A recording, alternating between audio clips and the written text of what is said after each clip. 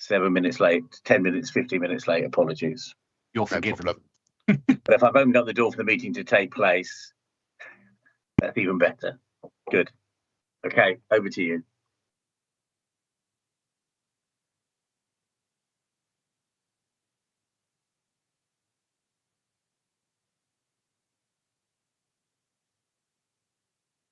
The meeting now live, Jenny?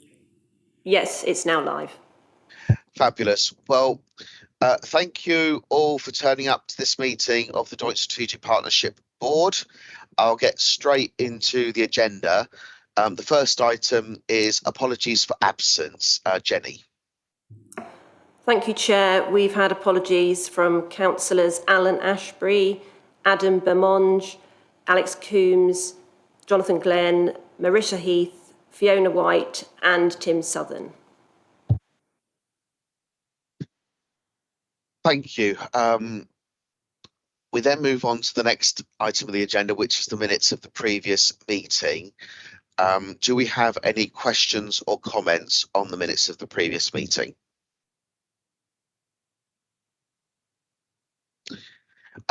Councillor Dibble, I assume that that's the legacy hand you have up?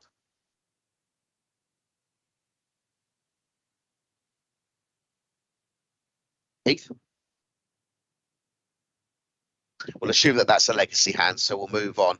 I do have one matter arising, and that is Councillor Wyman, who is an oft observer of these meetings, raised a few questions which I understood had been answered offline, but I have had assurances from Stephen that Natural England will chase up on those questions and provide answers to him promptly after this meeting is over, which I think Councillor Hyman is attempting to rejoin, but I understand he is satisfied with. So any change to that, I'm sure he will make that known.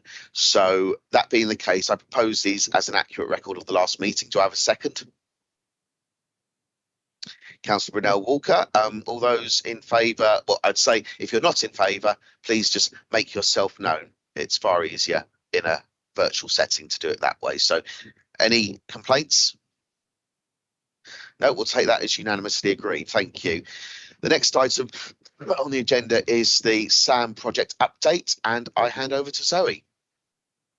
Okay, I'll just share my screen.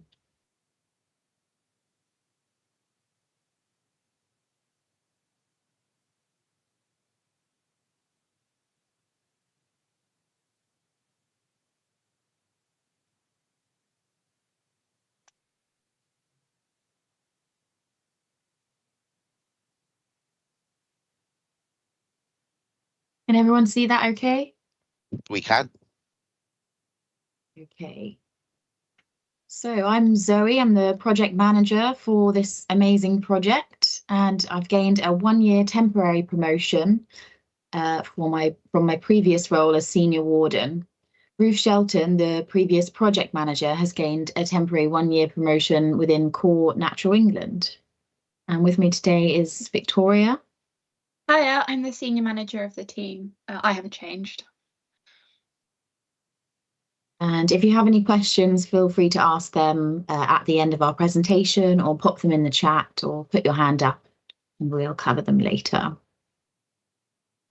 So we're going to run through a bit of the background as a reminder, or if you're new to the project.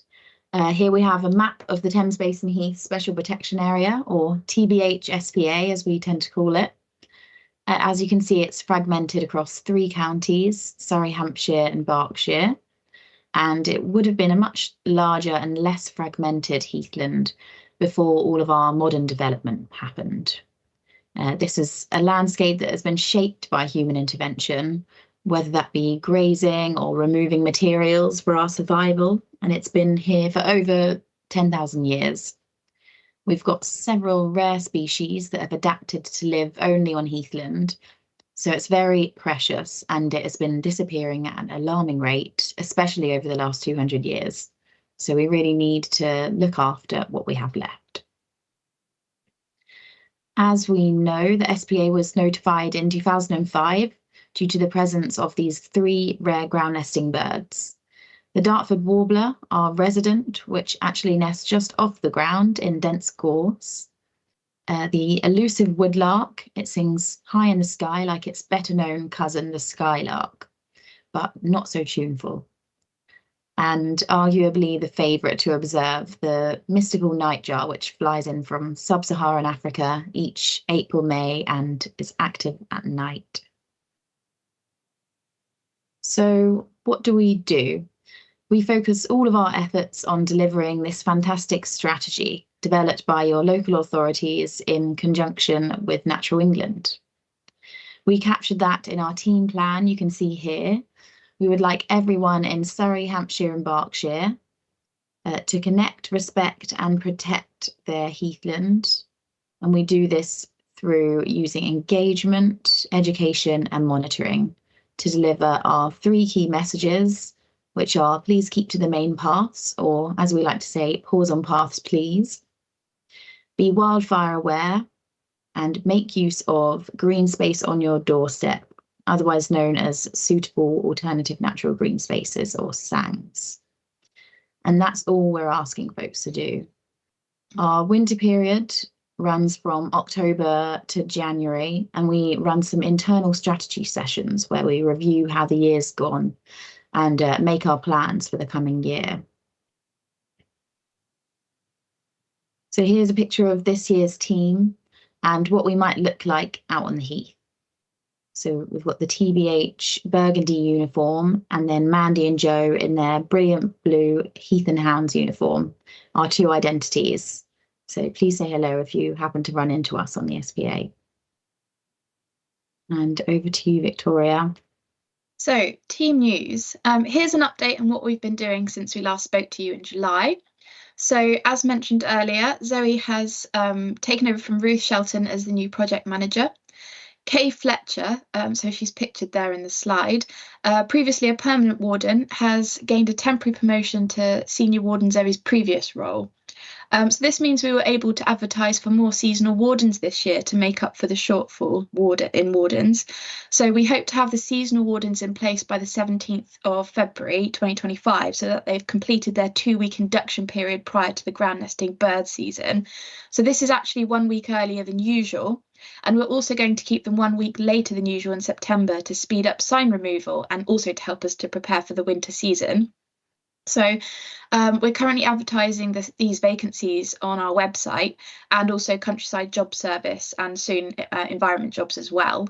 So we're also circulating these vacancies on our social media, and they are proving to be very popular. Sarah Bunce, also pictured here on the slide, she previously worked alongside Nikki in comms, has accepted an exciting new permanent position within the Connecting People with Nature team within Core Natural England, where she'll continue to use her outstanding comms experience and skills. So she was actually with the SAM project for 9 years, and we thank her for astounding contributions to the team. So we are seeking to recruit another part-time communications officer, and we've actually started the process to ensure this role is filled in time for the bird nesting season next year. So as a result of all the change, this is our team structure. So these changes have actually provided excellent opportunities for team staff development. So I want to say a big thank you to Footprint Ecology and some members of the SAM team for taking on extra work to help meet our current data analysis needs. But we still do have the data analysis vacancy, and we are having some exciting conversations with a partner organisation about the possibility of them hosting the role. But when we meet again next year, I hope to have more information on that. I'll hand you back over to Zoe to talk about events and Heath Week.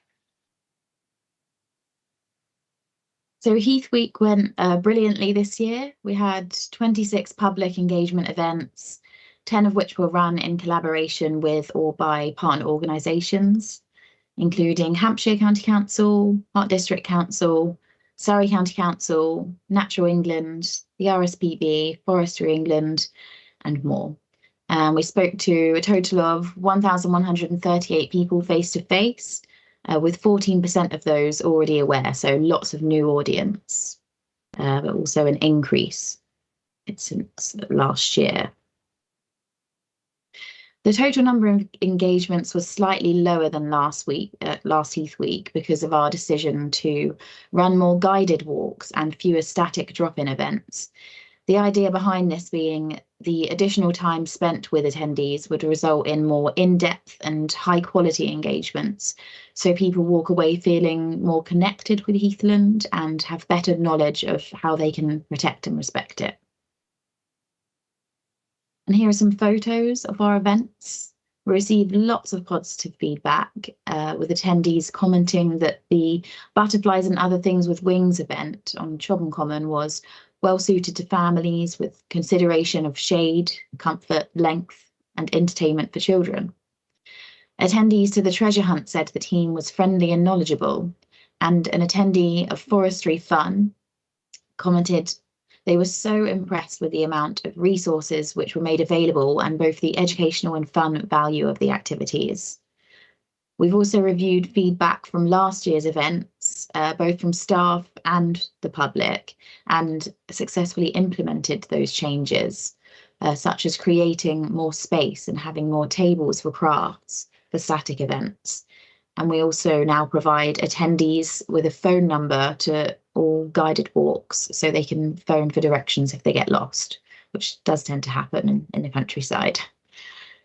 We created activity sheets and crafts more suitable for older children for some events to engage with a wider audience.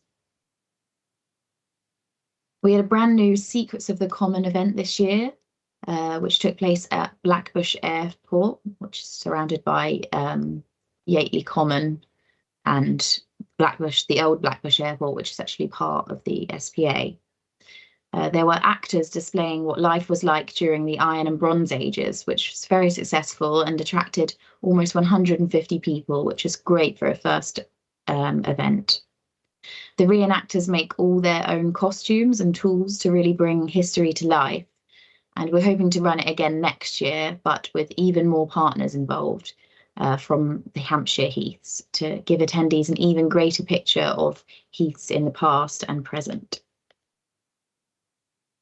So Heath Week next year will be from the 28th of July to the 3rd of August, and planning is underway. We're going to trial some different formats for some of our guided walks and change them to static events with shorter guided walks run at regular intervals. And this is in response to the consistent challenge we face of people booking onto our guided walks but not showing up. And unfortunately, that's a common issue with free events. During half term in October, we held Halloween events in all 3 counties. We spoke to 278 people compared to 225 at last year's events, and 80% were a new audience. We're running 2 Christmas events this year, one alongside a Heath and Hounds Waggy Walk, and these will include a wreath making activity, which has proven to be very popular, and we have to be quite mindful of how widely we advertise that as a result. Between June and October, we ran a total of 40 pop-ups and 49 events. The team engaged with 945 people at pop-ups and over 2,000 at events. Some to highlight include 2 moth trapping events, which we ran for the first time since COVID, as well as nature days with Wokingham Borough Council and Hart District Council. And we attended the first ever Feel Good Festival in Yateley, all of which were very worthwhile, and we hope to repeat these given the opportunity.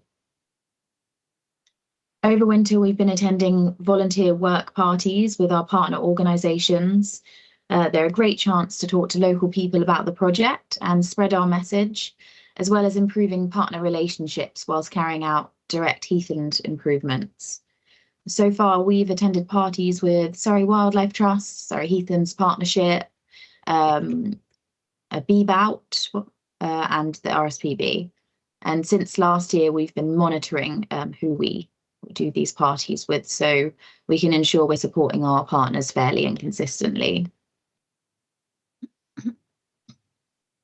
Okay, over to Victoria. So for our comms, next slide, please. So our newly designed lightweight gazebo arrived in time for Heath Week. So we have put it to good use, and the vibrant graphics were really well received during Heath Week and are proving to be a useful tool when discussing ground nesting birds with our SPA visitors. So we're planning on designing an additional gazebo canopy sides for Heath and Hounds activities. And the map, as you can see right in the background there, it's especially useful in engaging people's interest in their local heathland.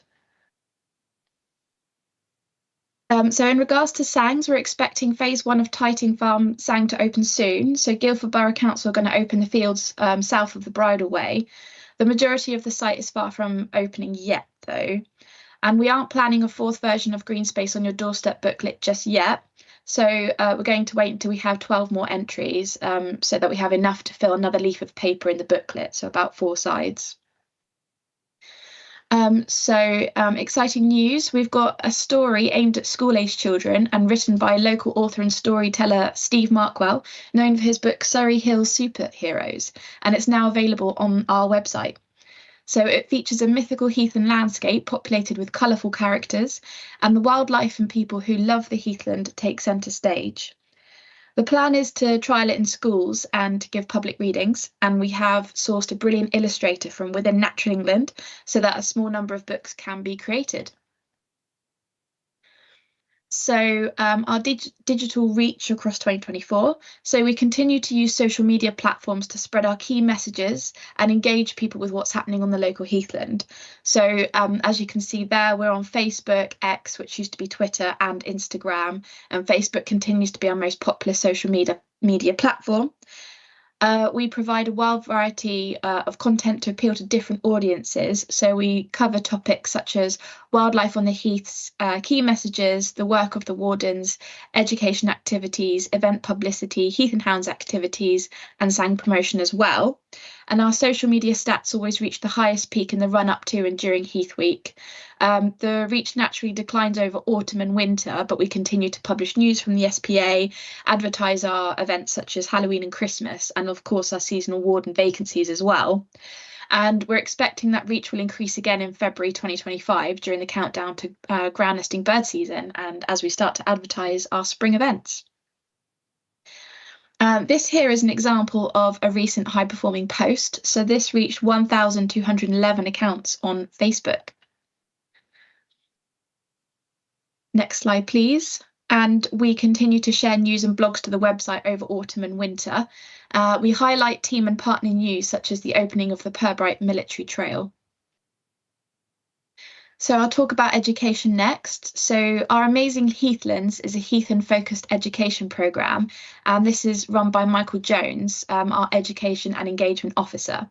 So this programme meaningfully connects school children and their teachers to wildlife and their local heathlands through fun and engaging curriculum-linked activities. And children are then inspired to take an active role in protecting our heathlands, from minimising disturbance to ground nesting birds, to reducing wildfires, to getting involved in biological recording through citizen science. So the programme seeks to engage community groups and residents as well with their local heathlands, and the focus being on nature connections and what it is to be a responsible visitor. So here are our incredible education stats so far. Michael continues to work with rebooking schools and adding new schools in as well. So this year so far, there's been 7,387 engagements directly through the programme, and this is over 207 sessions. So 40 schools inside the 5-kilometre buffer zone have benefited from learning about the heathland, and these make up most of the sessions. An additional 35 schools have also learnt about heathlands and wildfires through participation in the Junior Citizen programme, which Michael does. And this is a quote from a parent. So the heathland visits create really special memories. And also Michael took this picture of a silver-studded butterfly, blue butterfly.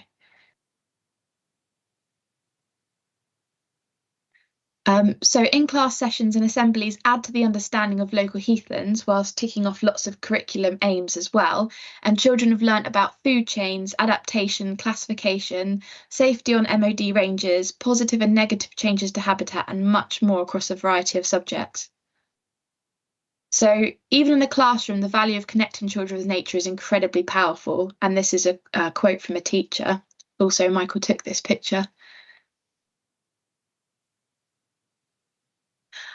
So sessions have also been run for local community groups to help connect them with Heath and landscape.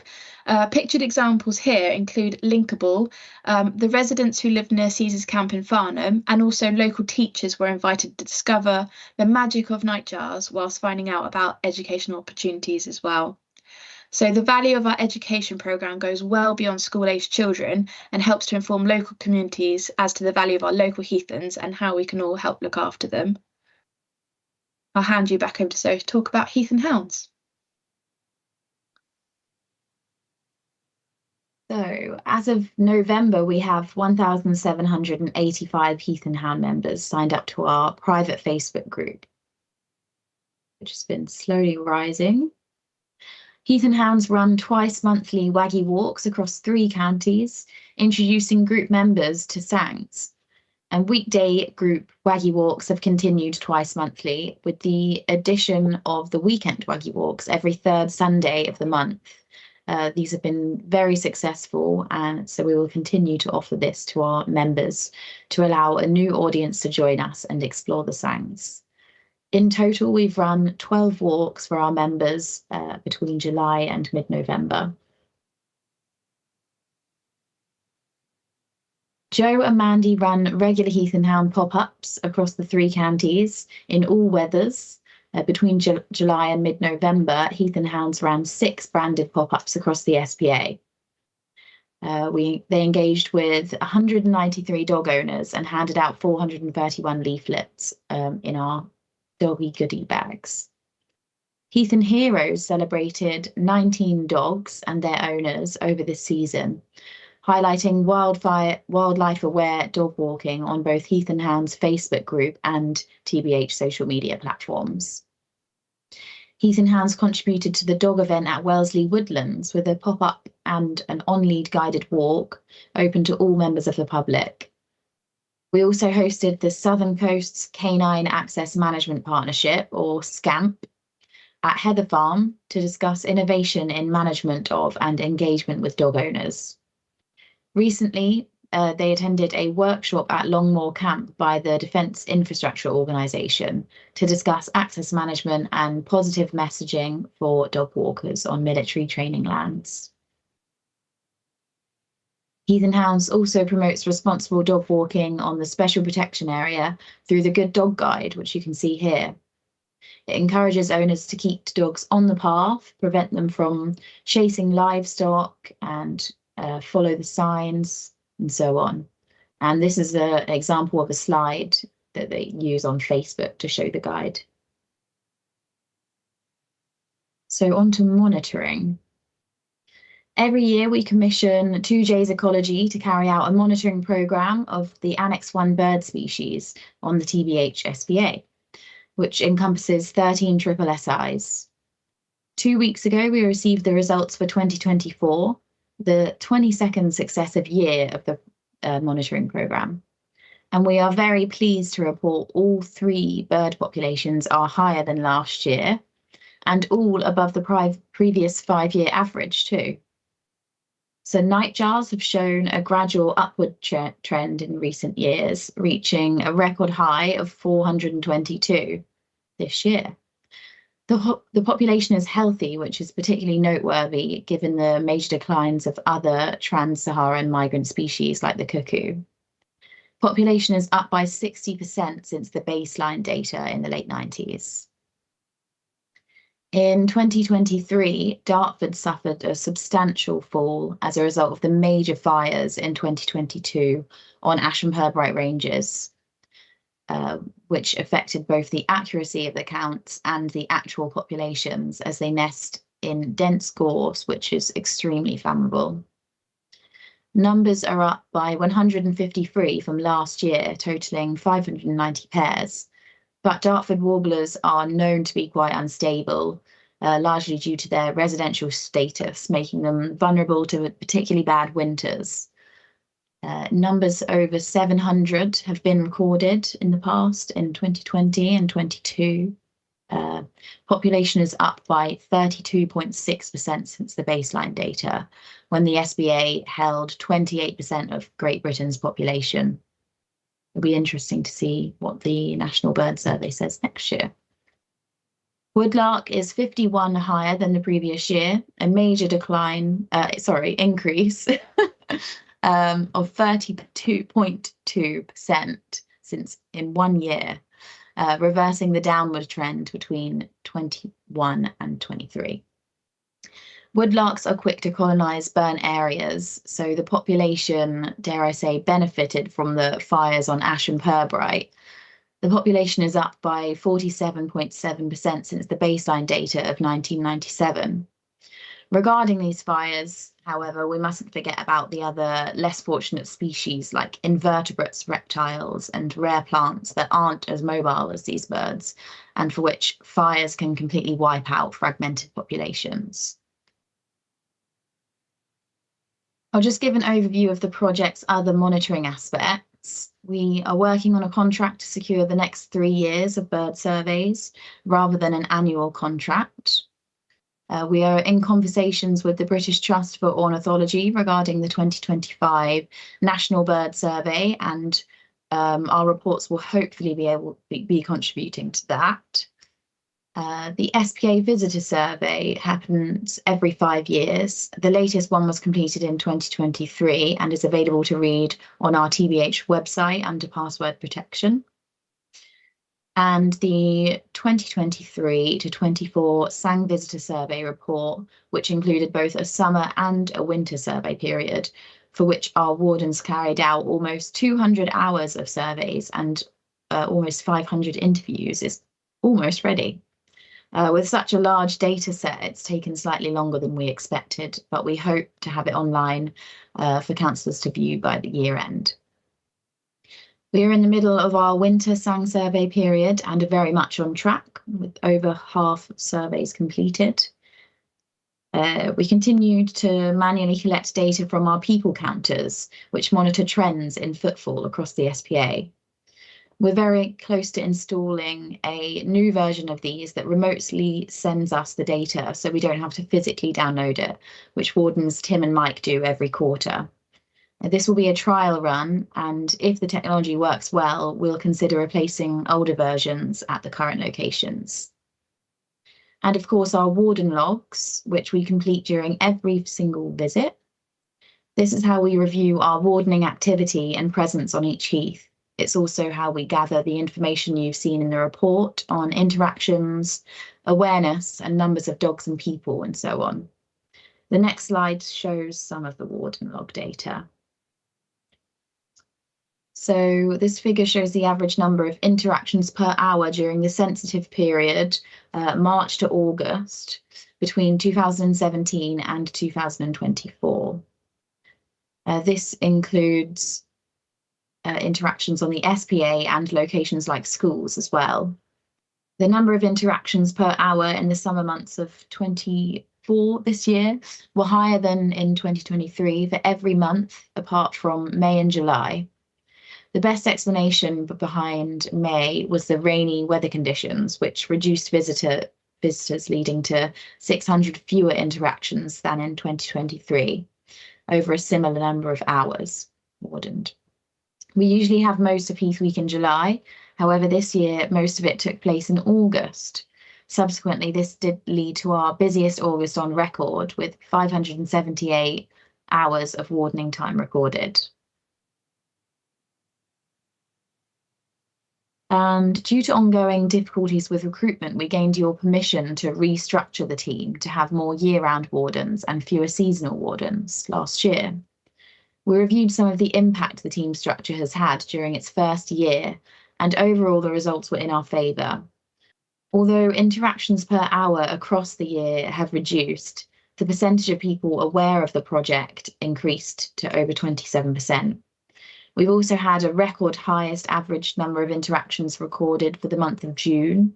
Along with our positive Heath Week statistics, we feel reassured that the restructure was the right decision for the project. And thanks for listening.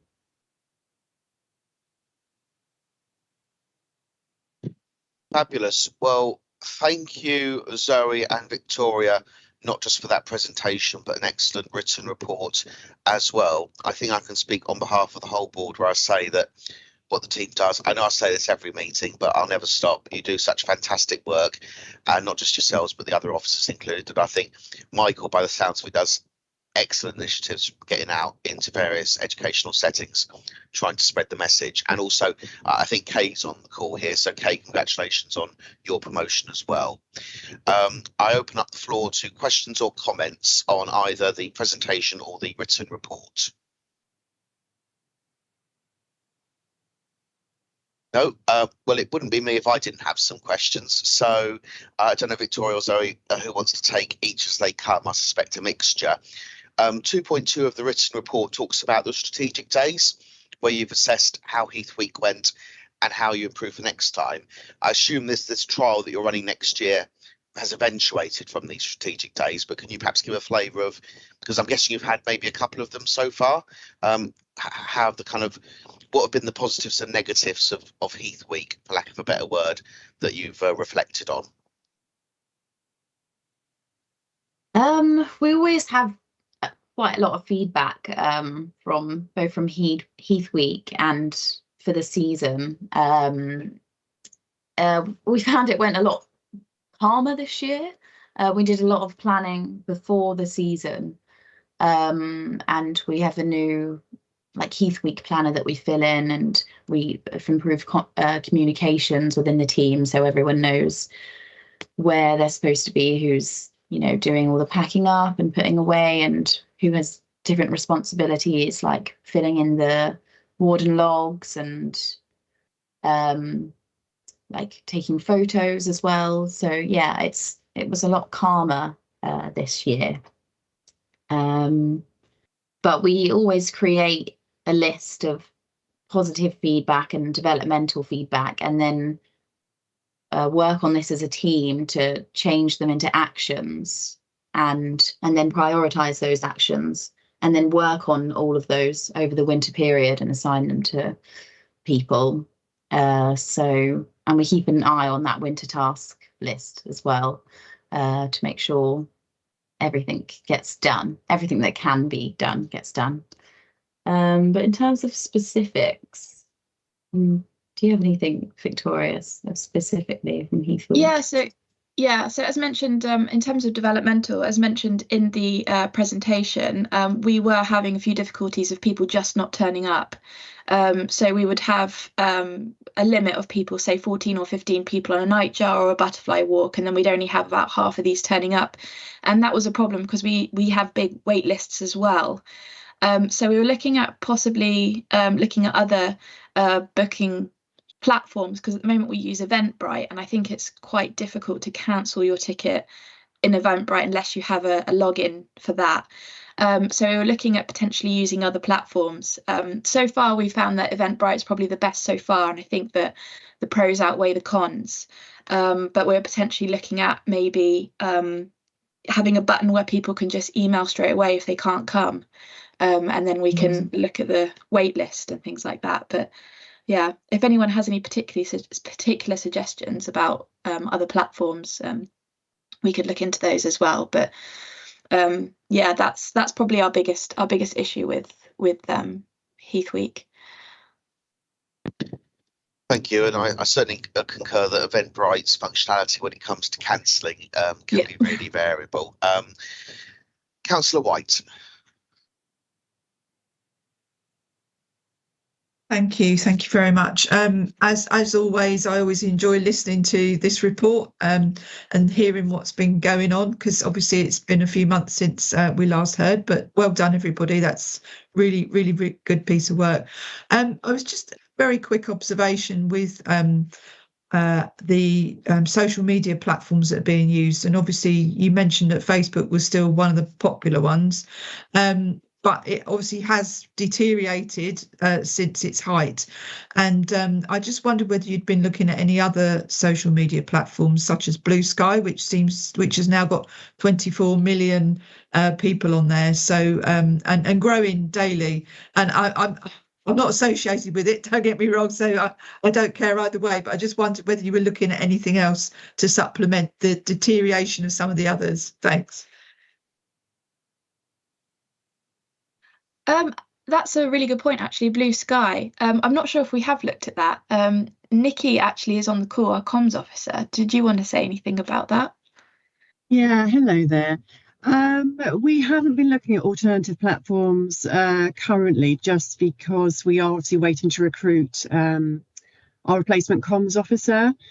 It's something that we can look into in the future. The thing is, sometimes you might have a bit of a low on one social media platform, but another one might increase. So we are kind of finding that Instagram seems to be the kind of next popular version. So Facebook is really successful for kind of event advertising. But in terms of getting a bit more creative with our social media posts, Instagram is kind of there, it's kind of hitting the mark.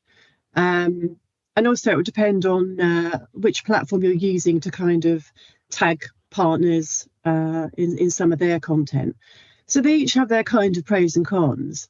We have also kind of considered TikTok perhaps for reaching like the younger audience, because obviously we're aware that we're hitting a demographic of kind of, well, if you look at our Facebook demographic of followers, it's generally kind of middle-aged ladies. So we have to understand our audience in terms of who we're trying to connect with here, who's our kind of mainstream audience. But there's definitely potential for more working with the younger audience. Yeah, so that's something we would like to develop. But I will have a look at Blue Sky, because that sounds like it's doing really well. Thank you. Thank you. Any other questions or comments?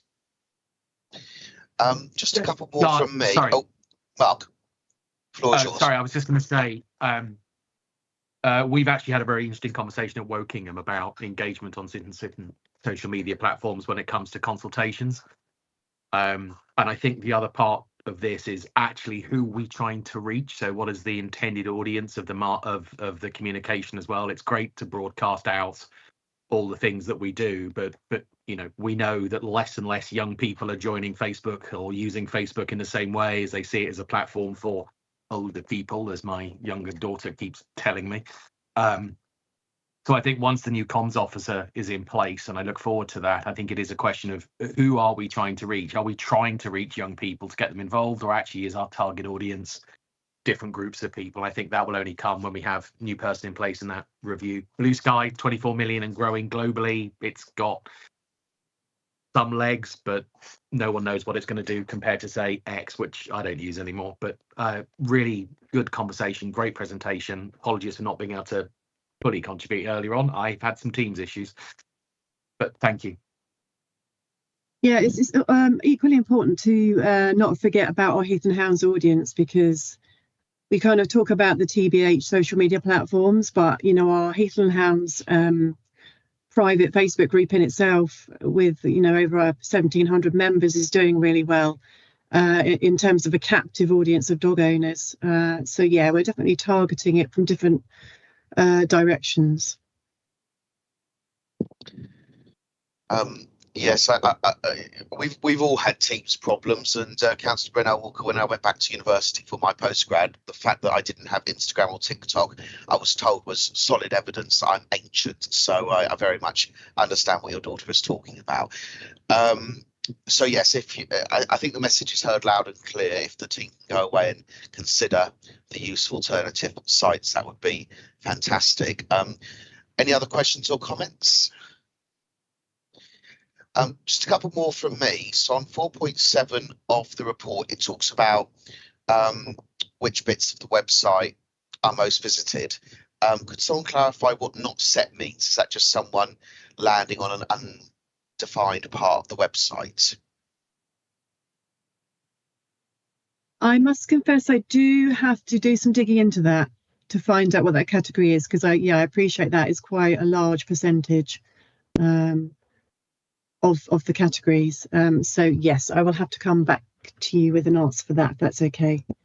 That's fine. On that same table, it's great that something in my neck of the woods, Bucklers Forest, is so high, but any theories as to why it's so high compared to many other sites listed on the website? Again, we don't actually have an answer for that, because we aren't favouring any particular sayings over the others. And so it's received no more social media posting than other sayings, no more blogs on the website than other sayings. That could just be word of mouth spreading. I really don't know. But it is a very popular saying. Perhaps Councillor Brunel Walker and I are doing something right. I'm not sure what we're doing, but we're something's working. Yeah, repeated clicking.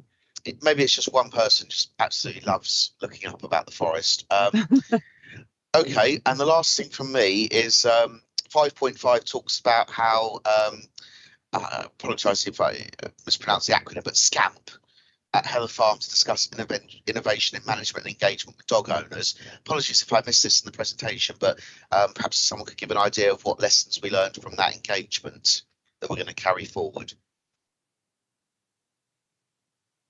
Do you want to do that, Victoria, or would you like? Oh, you were there, weren't you? Yeah.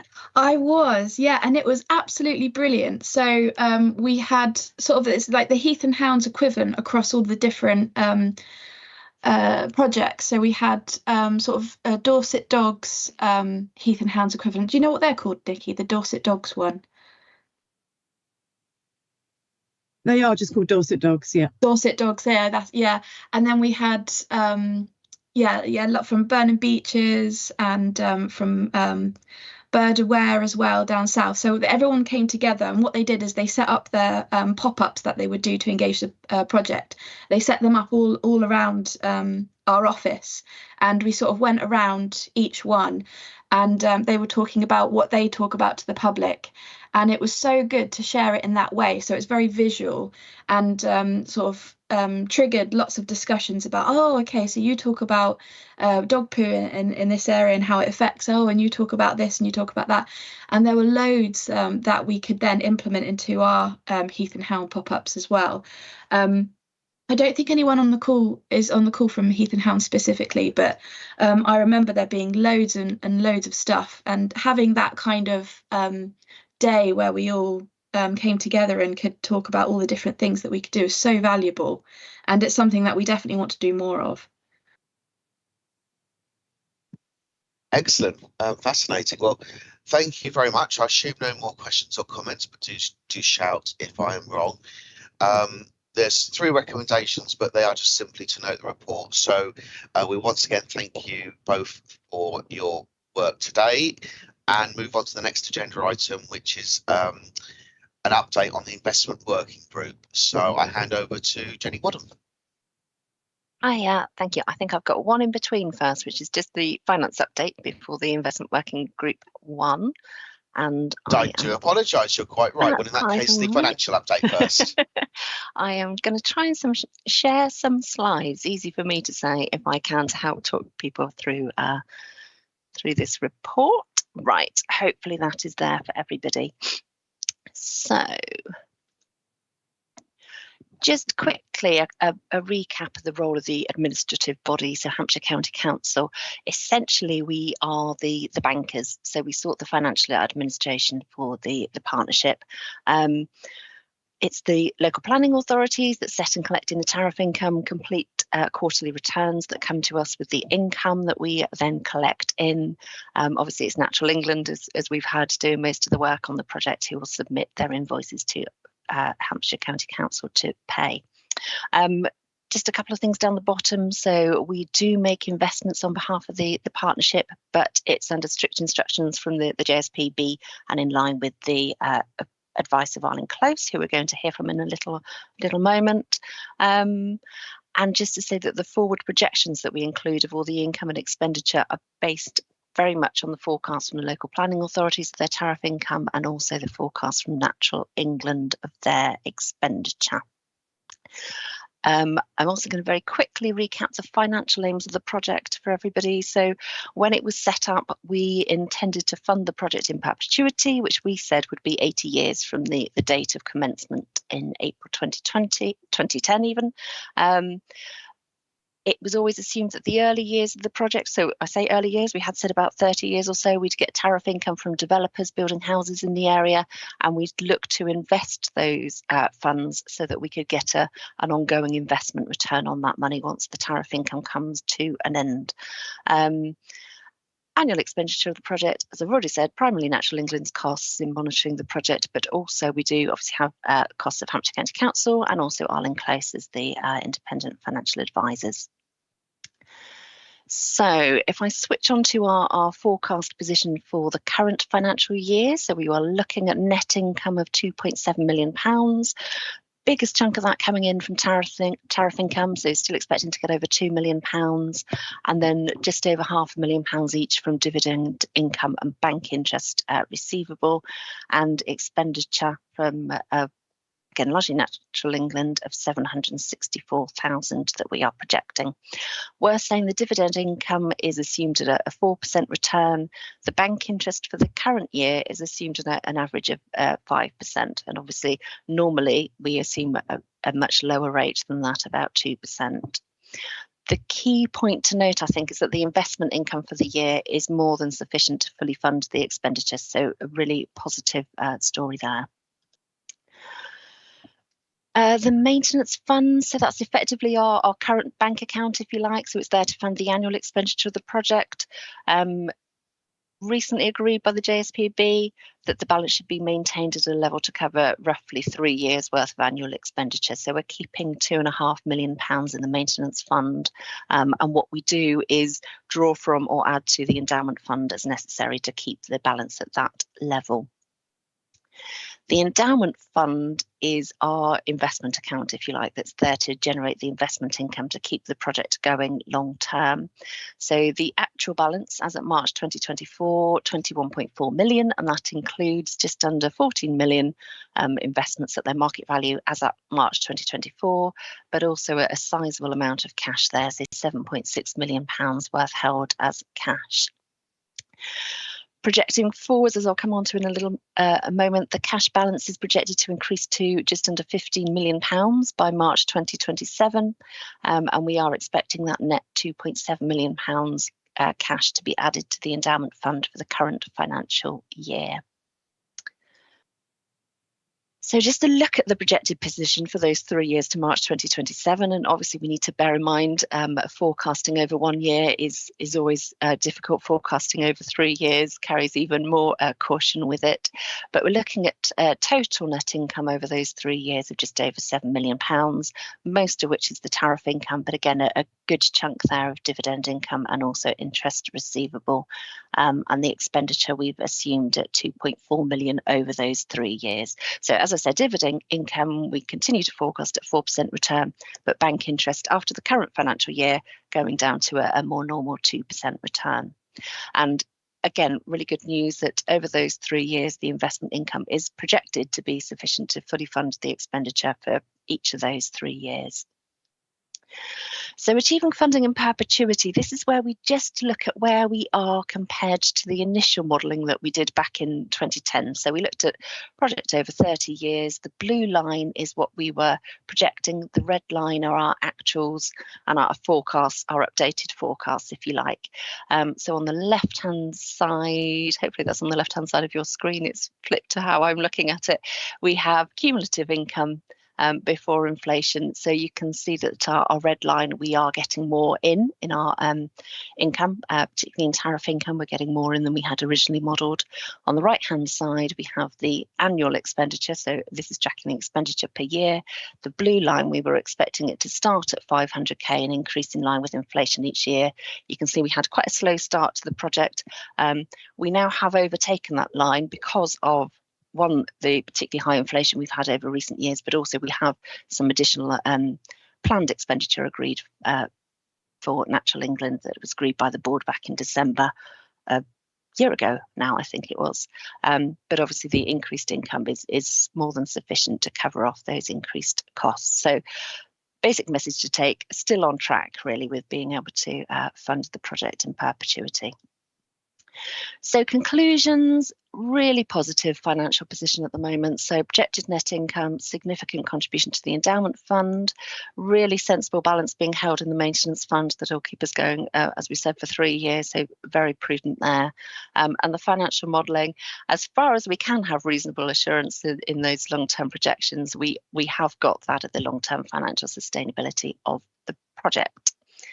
And my next slide is just a reminder of the recommendations. So shall I leave those up on screen for questions, or did you want me to take those down? Well, that is the end of the presentation for this agenda item, isn't it? So I do open up the floor for questions or comments. Anyone? Councillor White. Thank you, and thank you for the presentation. Clearly, there are new targets coming out for the local authorities to deliver more housing. And I just wondered what the impact of that is going to be. Obviously, more income, but more expenditure as well, I assume. So I just wondered if there was any sort of thoughts on that. Thank you. Yeah. I mean, I think absolutely, as you say, I think that's the assumption we've got at the moment. I know there is exempt item on the agenda later on where I think Natural England are going to be considered. Do we need to review the project terms to take into account that we are expecting to get more tariff income in? I think generally the tariff income that we get in tends to be quite high at the start because we're looking forward over such a long amount of time. So it's about finding that right balance between how much income we expect to get in and how much extra capacity we think that gives us to spend on the project. But I think where we monitor everything so tightly, obviously we have these meetings twice a year to review it. That gives us the ability to flex that spend up or down as we see fit if it looks like the income is looking like it might run out before we get to our in perpetuity period. So a bit of a vague answer at the moment, I'm afraid, but yeah, you're quite right. We do need to consider there will be additional income and additional costs to come through, but we need to work through what that will be. Thank you. Any other questions or comments? Now, in that case, then we have 4 recommendations, but 3 are just simply to note. The first is to agree the financial position for the year end, the 31st of March 24, as shown as Appendix 1. I'm happy to propose that recommendation. Do I have a second?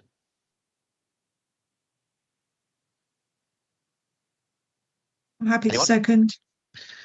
Thank you, Councillor White. Anyone opposed? Okay, we'll take that as unanimously approved then. Thank you very much, Jenny. And we'll move on to the next agenda item, which is the investment update. So the floor again is yours, Jenny. Thank you very much. And I'll just continue on with the slides again. So just a quick overview. So our current members, we had a new member, Councillor Bruno Walker, joined us after the last meeting. Councillor Glenn and Councillor Beaumange are both unfortunately unable to be here today, so they have sent their apologies. So it's just Councillor Bruno Walker and I that are flying the flag. The working group also includes a member from Arlen Close, who are the financial advisors. Remit of the working group is to review and recommend policies to the JSPB in respect to the investments, but it is then the JSPB who need to actually make the decisions in accordance with the independent financial advice that we get from Greg and Amar at Arlen Close. So the recommendations that the IWG have put forward in the paper, no changes to the investment strategy or responsible investing policy today, but what we are asking is that all members do have a read through the responsible investing policy, which is in the appendices to the report, and provide any comments that you have, positive or negative, to the investment working group by the end of March, so that we can do a thorough review of the policy come the next meeting in the summer next year. And it stems from, we often have the discussion over how far we should go in terms of making sure we're not investing in, I don't know, the petrol company, oil and gas companies, that kind of thing. So we want to make sure we've got a robust policy that everybody is happy with. So as I say, we are asking that everybody has a detailed look through. It is quite a long document, but hopefully that gives everybody plenty of time to read through and submit any comments that they have.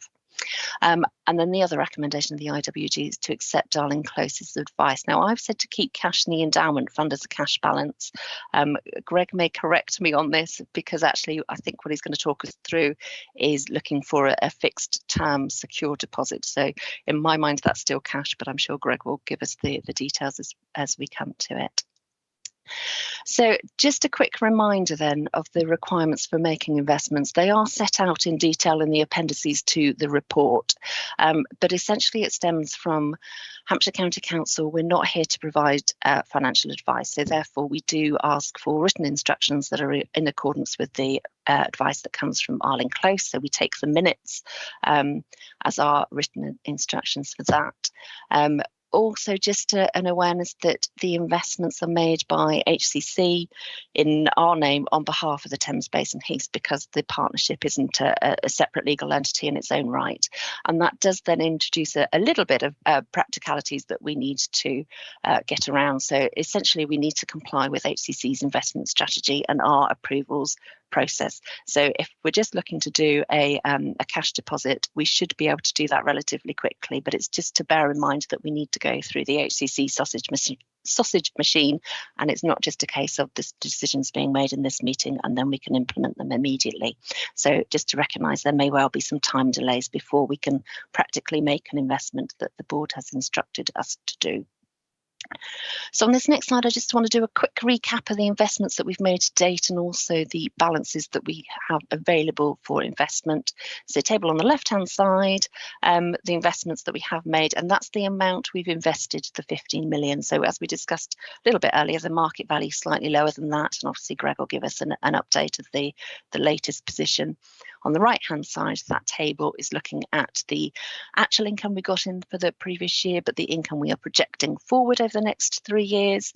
And then just to look at what that does to the endowment fund and how much money we are expecting to have there. So as you can see, at the end of 23-24, we've actually got 7.5 million sitting as cash in the bank, expecting to have 10.2 million by the end of this financial year, and rising up to potentially just under 15 million by the end of the 26-27 financial year. This next slide is just looking at the graphs that are in the appendices to the report. So it's just to give us an idea of the financial modelling we're doing to look at, can we keep the money going over the 80-year period? So I always have to say at this point, a lot of caution required with these figures because a lot of projections over future years, but it's just to show the graph on the top right there assumes that we have a 4% return on our investments and 2% inflation. And as you can see, the money keeps going until just after actually the end of the 80-year period. If, however, inflation is higher or the investment return is lower, as you would expect, we run out of money sooner, is effectively what those graphs are demonstrating. But the strategy we've taken is to look for an investment return of roughly 2% above inflation. So you can see the modelling to show that that should mean the money lasts, subject to all those caveats of how accurate we can project forwards. And that's it as a quick overview. So again, just the recommendations in the report up on screen. Thank you very much, Jenny. And people will note that all the recommendations are just simply to note. So Jenny, we thank you for your work on this. We appreciate the presentations. I should, sorry, have asked any questions or comments first. That might have been quite helpful. So any questions or comments? No, in that case then, having taken the recommendations as noted, we move on to the next agenda item. Now, before we obviously do so, we need to consider the matter of exclusion of public and press.